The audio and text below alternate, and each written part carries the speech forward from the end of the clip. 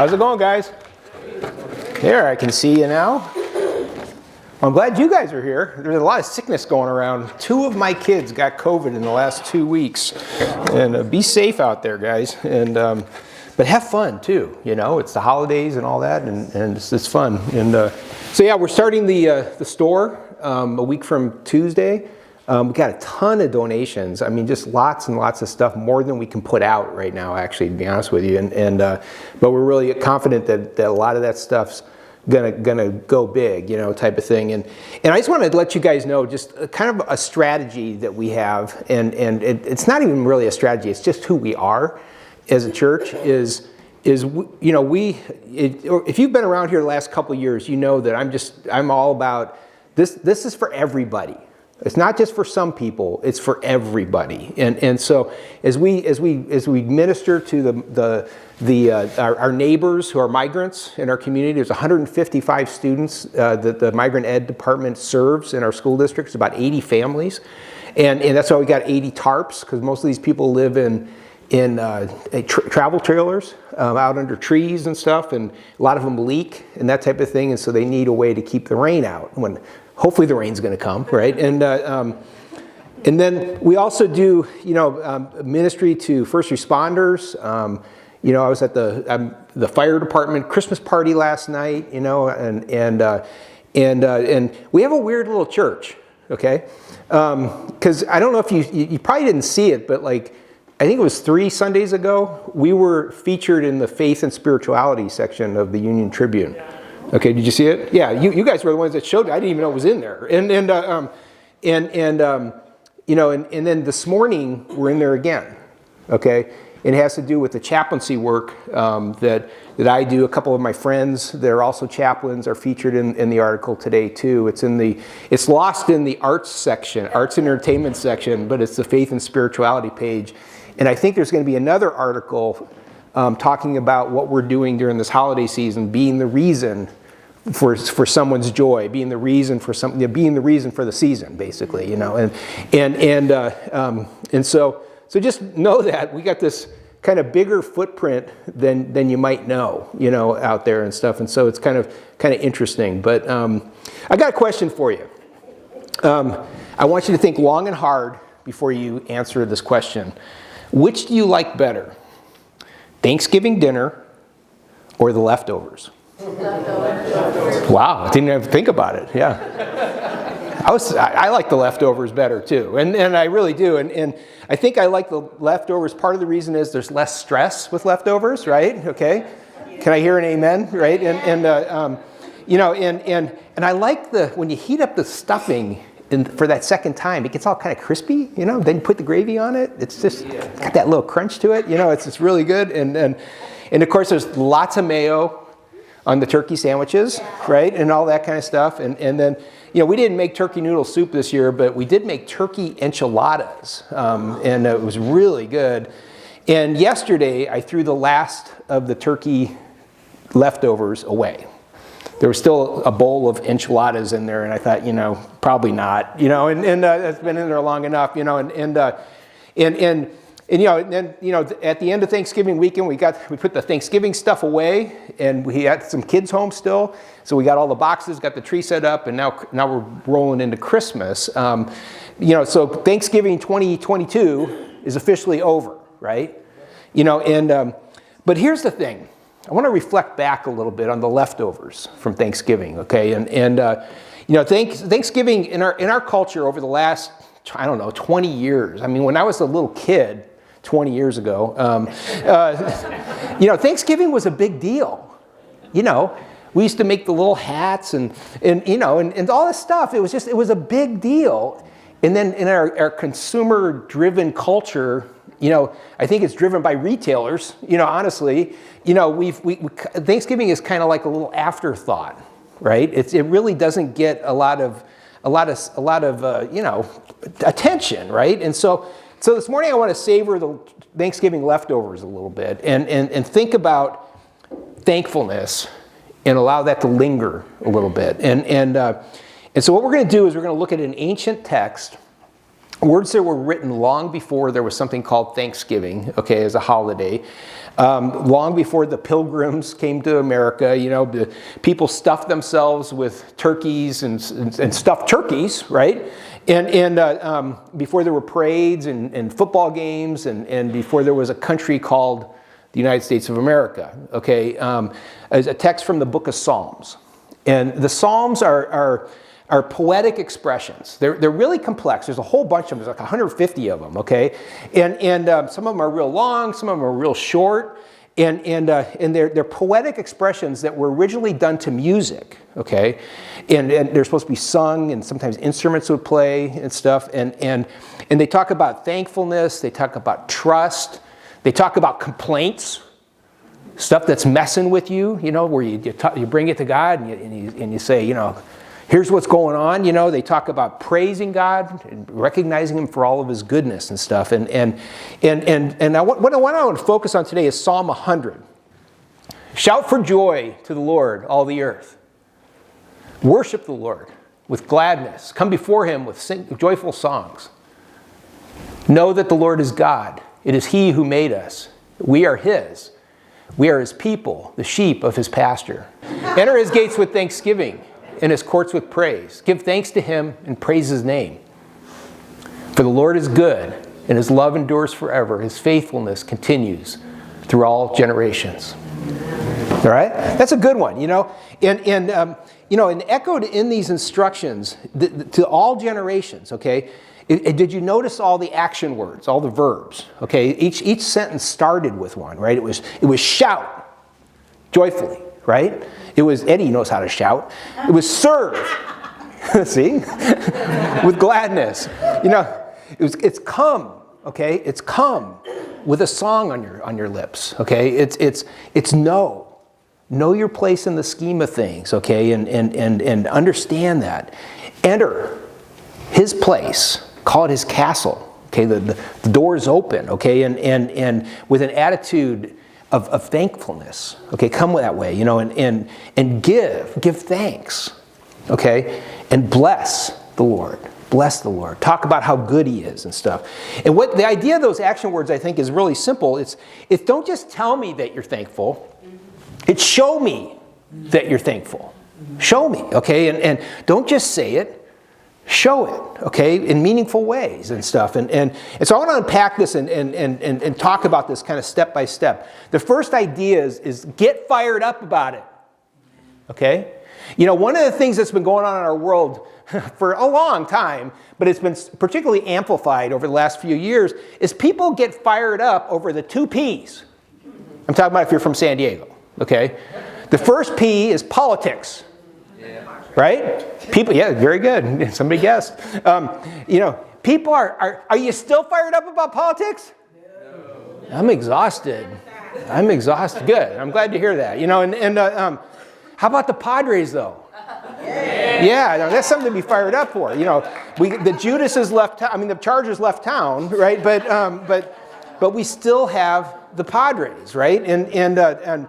And well, the writer of the psalm is saying, hey, if you can get fired up about politics and get wore out by that, if you can get fired up about the Padres, okay, there's something even bigger to get fired up about, right? And get more excited about how fortunate we are to be given such great blessings, okay, by our good God. Amen. That's the idea, okay, and it says shout joyfully. And who's supposed to shout? All the earth. Yeah. Okay, everybody. Okay, and it's not just for some, it's for everybody. Get rid of the quiet, anemic Thanksgiving prayer, okay? And instead scream about it. I know you want to do it right now and stuff. Yeah, so. And how loud should you shout? You should shout as loud as Sharon Troke shouts at a water polo game. Oh my gosh. Have I told you it's better for our marriage if we don't sit together at the games? Okay, I can't do it. It's true. We would stand out at the pool deck for 12 years. I don't know, how long was it? How many? More than 12, 14. 14 years. We'd stand at the pool deck, and I would stand over at the corner on the other side watching the game, tenderly. And she's over there with a group of moms just screaming. Okay, but that's the idea. Get fired up. And the idea is this. It involves counting your blessings instead of your crosses all the time. Counting your gains instead of your losses. Counting your joys instead of always just looking at your woes. Counting your friends instead of just looking at your foes. Okay? Counting your smiles instead of counting your tears. Counting on courage instead of those dumb fears. Okay? Counting on your health instead of your wealth. Okay? Counting on God instead of yourself. Real simple, okay? And the idea is when you count it all up, what you realize is that even though every life has challenges and stuff, every life does.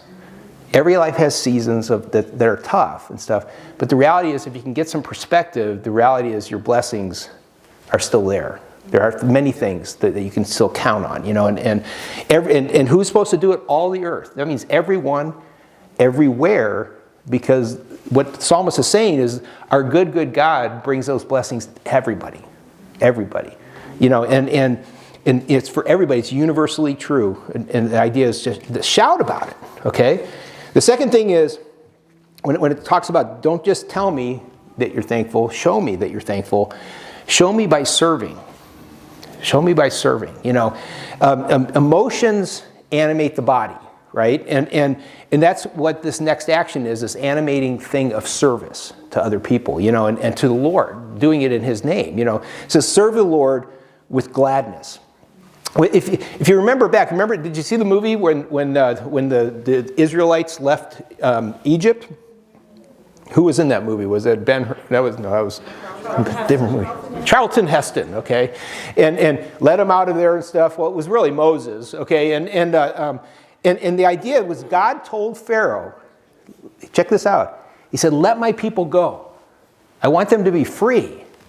Let my people go." And the next thing he said is that they may serve me.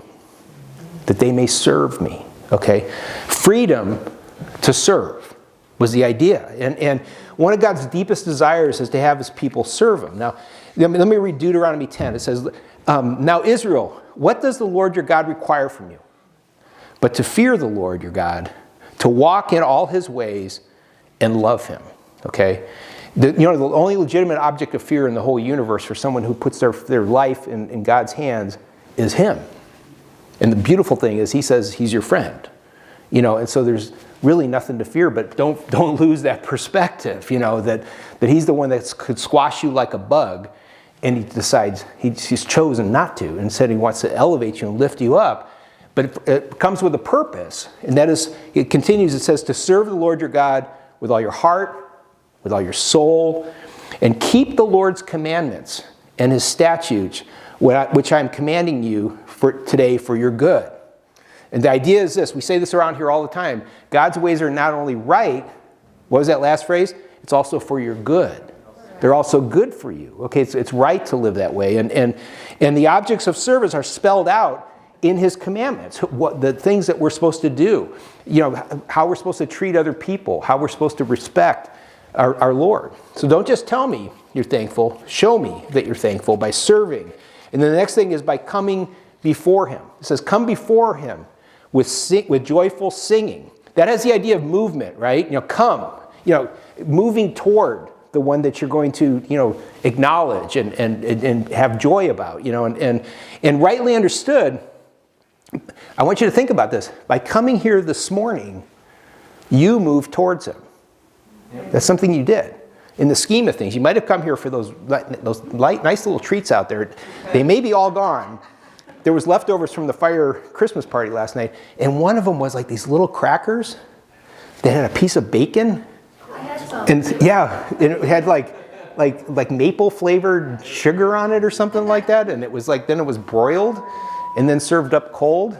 Oh, it's that savory sweet thing, so good, so good.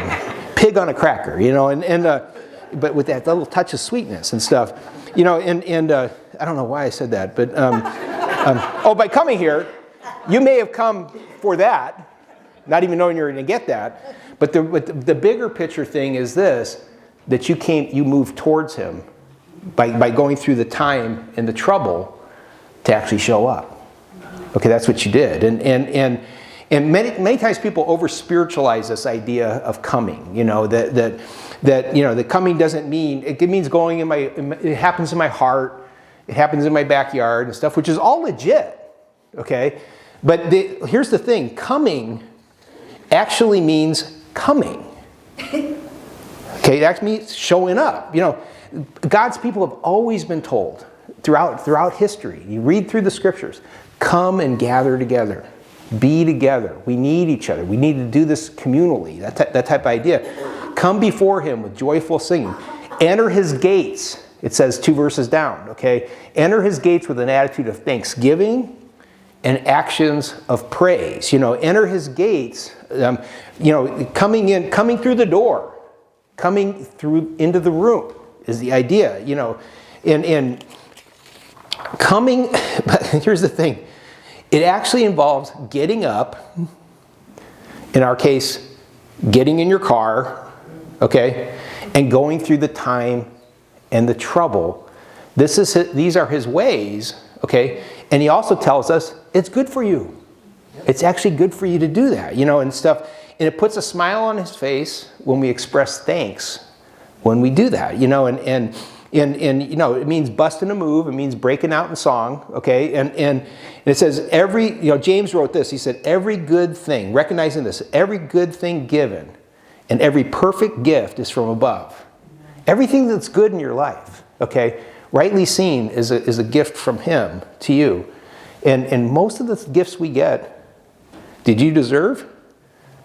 No, not in the scheme of things. There's an awful lot of people who work an awful lot harder than you do for an awful lot less than what you get. Right? Yeah. I mean, that's the truth. And so the blessings are there, okay? And so serve, come. And then he says, get to know me, okay? Know that the Lord himself is God. He's in charge, okay? And here's the relationship. He defines the relationships as a DTR, okay? Did you ever go through that maybe when you were dating somebody? Did you get married? You define the relationship. Sometimes that could be a gutsy move, right? Could we talk about, ourselves? Sharon had quite a story about that. I had big half moons. I was like, it was like an exorcism. Bachelorhood left me. And then, and I was laying on the ground and it was just like, it was like a movie, and a movie I didn't want to be in. But I'm so glad I'm there now. But know that the Lord himself is God. It is he, here's the relationship, who has made us, not we ourselves. Okay?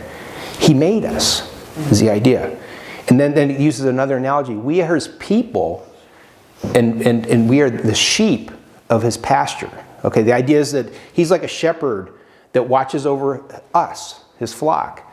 He's like the creator that looks over his creatures that he made. And this idea is this: if he made us, then he's the one that owns us. We don't own ourselves, and we didn't make ourselves.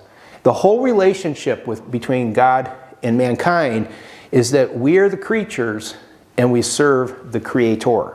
Okay, that's the idea. We are his people, so we enter his courts, and it's like a king. Okay, we're like a king.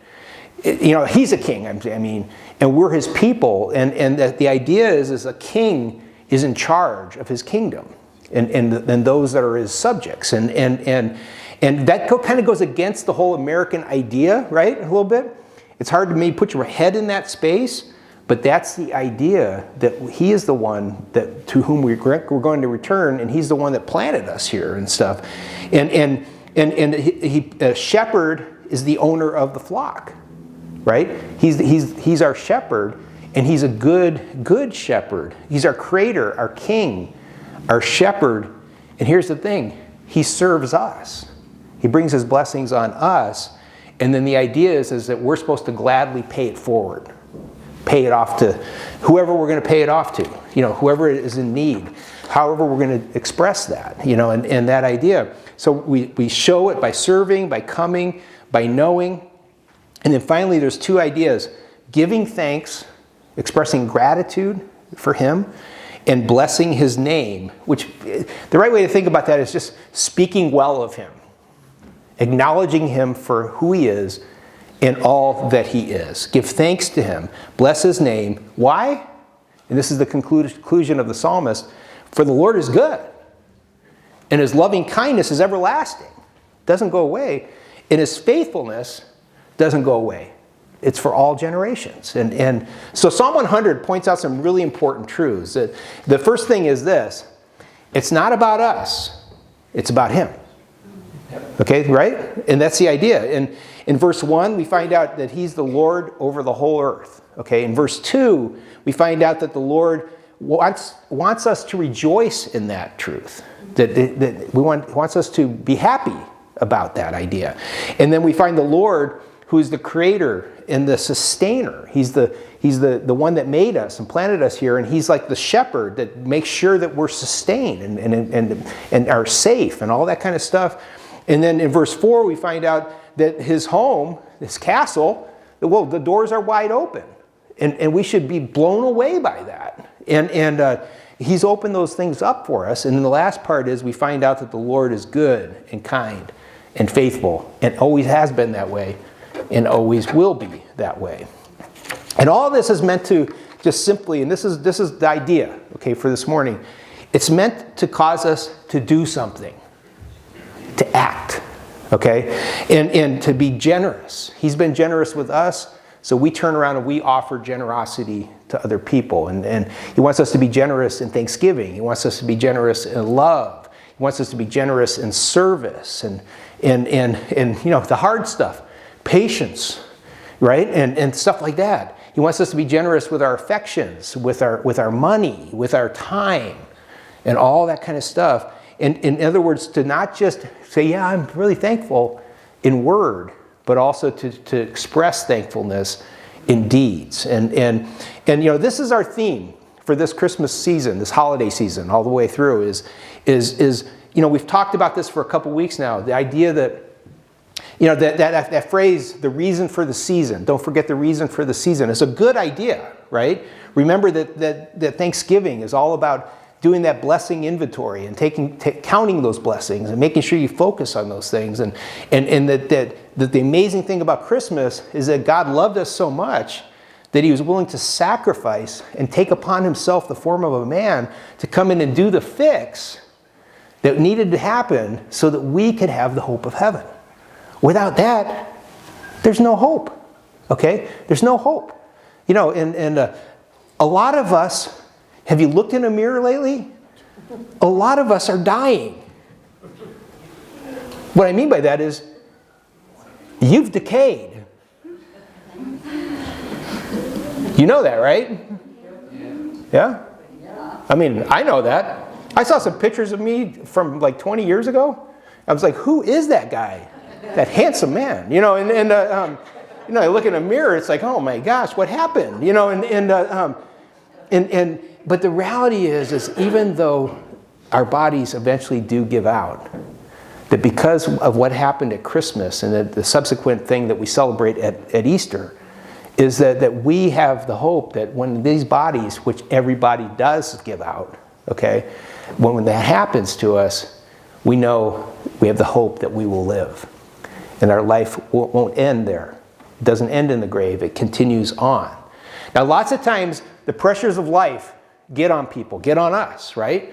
And we need people to come alongside us. And it's great to have, the idea of thankfulness. Yeah, I got to remember that and stuff. But you don't know what I'm going through, dude.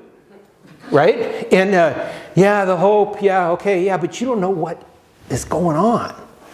And stuff. And sometimes we need other people to come alongside us and coach us, to remind us, to help us, to do stuff for us, okay? So that we can get our head screwed on straight again and go, wow, okay, I really do. I can see some light now when all I saw was darkness before.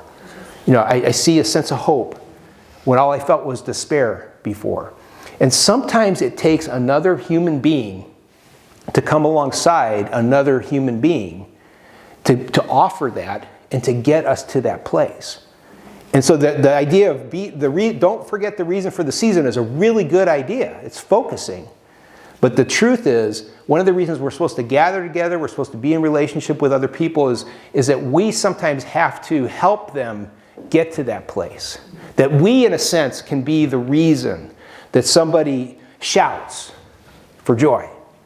That we become the reason that someone serves and doesn't just get self-absorbed in their own problems. That we're the reason that someone comes, that someone enters in and gets that encouragement that they need, because we invited them, right? That we are the reason that someone knows about God.